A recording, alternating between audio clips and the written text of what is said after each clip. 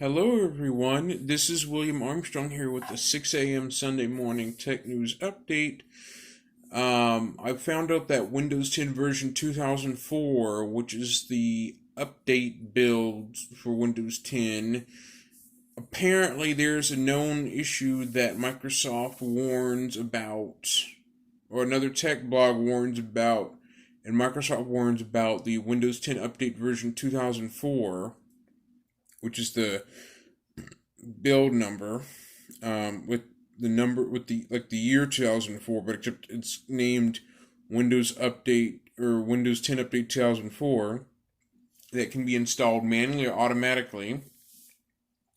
The known problem is that computers with older hardware drivers can crash to a sad screen of death message due to the fact that the older drivers that are on a computer, on some computers, that if you attempt to install the Windows 10 2004 version update on your computer with older drivers, you would run into some serious trouble like blue screens, crashes, and startup problems.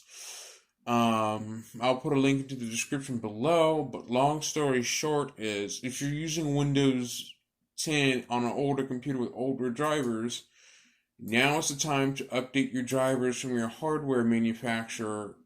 If you do choose to so install the Windows 10 2004 version update, but Microsoft blocked the update on affected computers already because it can cause serious sad screen of death and crashes, formerly known as the blue screen of death, and it can cause a ton of problems. It has a errata type hardware errata note. It's like a hardware known issue note that occurs with the system drivers for hardware like graphics cards, like things like that. So basically, older drivers from hardware manufacturers for your computer, laptop, or desktop can cause a serious crash when attempting to install the Windows 2004 update from Windows Update or manually doing it with an update tool from Microsoft officially. So I would rather advise you to take time to update your hardware drivers from your computer's manufacturer by going to the manufacturer's update website like NVIDIA, Asus, AMD, Intel, MSI, things like that. Try to obtain the updated drivers for Windows 10 in order to avoid this known problem. It's now going isolated incidents of this. The HP ProDesk 600G one computer I've done a video on, is a Windows 10 computer from like 2016, Windows 10 only. It has Windows 10 Pro. It has the Intel Core Intel Core i5 processor. It also has Intel HD Graphics 4600 series, and the computer I've got is able to do Windows 10 amazingly well without crashes because the drivers are a bit newer.